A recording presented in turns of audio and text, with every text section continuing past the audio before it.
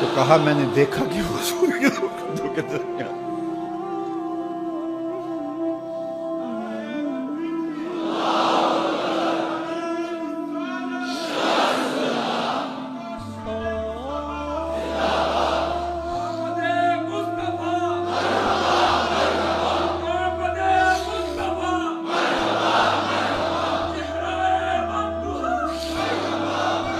شب ہجر کی میری خوش قسمتی کہ میں حضور کا امت ہوں، ساری زندگی اس کا شکریہ ادا کرتا رہوں تو کہ شکر ادا۔ ہم حضور کے امتی، نبی انتظار کرتے رہے، نبی منتظر رہے۔ حضرت خلیل اللہ کی بارگاہ میں پکار رہے ہیں، ربنا وابعث فیہم رسولا، مالک رسول بھیج دے۔ کوئی کہتا ہے لیسا بفظ ولا بغلظ، وہ ترشرو نہیں ہوگا، سخت مزاج نہیں ہوگا، ماتھے پہ شکنے لانے والا نہیں ہوگا، وہ پیار بانٹنے والا ہوگا، بس وہ آیا چاہ رہا ہے۔ حضرت عیسیٰ نے تو نام بھی بتا دیا نا، مبشرم برسول یاتی من بعد اسمہ احمد۔ لوگوں میں جا رہا ہوں، چلو نام بھی بتا دیتا ہوں، میرے بعد جو آنے والا اس کا نام احمد ہوگا۔ نبی انتظار کرتے رہے، 12 نبیوں نے انتظار کیا حضور کی امت میں ہونے کے لیے، تمنا کی۔ نستورہ راہب انتظار کرتا رہا، بحیرہ راہب انتظار کرتا رہا۔ شب ہجر کی سختیاں کوئی اس سے جا کے پوچھے، تیری راہ تکتے تکتے جسے صبح ہو گئی۔ زندگیاں گزار دی انہوں نے۔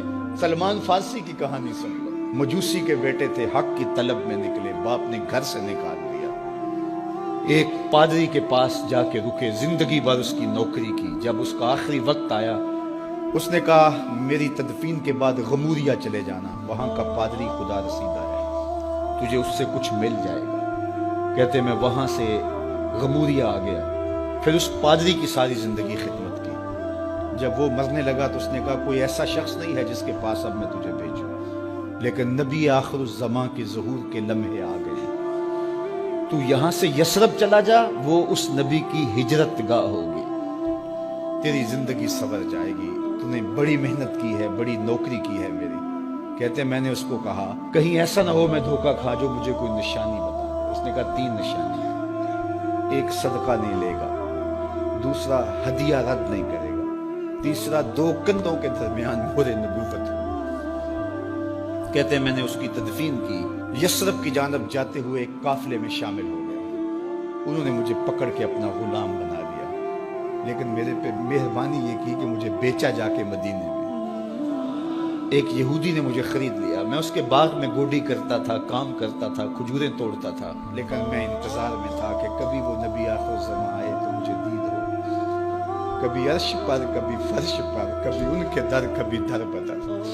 غم عاشقی تیرا شکریہ، میں کہاں کہاں سے گزر گیا۔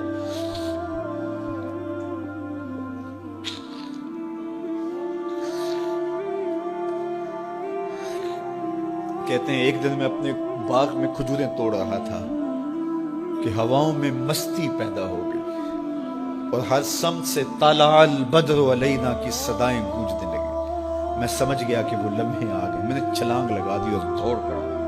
میرے آقا نے سمجھا شاید غلام بھاگ گیا، اس نے دوڑ کے مجھے پکڑ لیا۔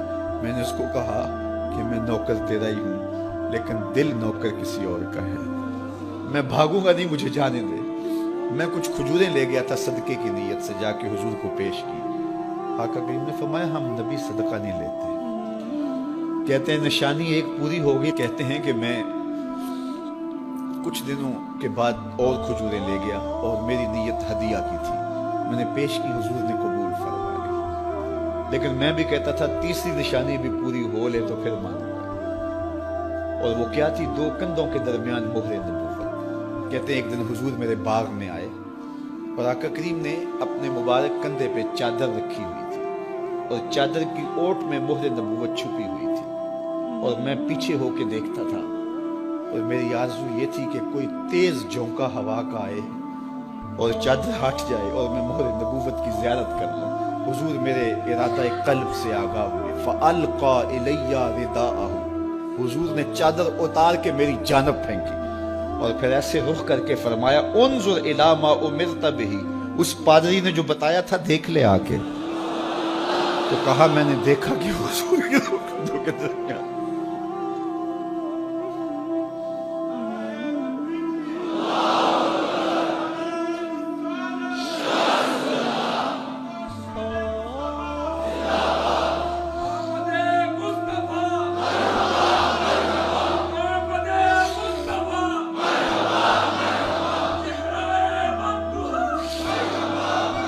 شب ہجر کی سختیاں کوئی اس سے جا کے پوچھے، تیری راہ تکتے تکتے جسے صبح ہو گئی۔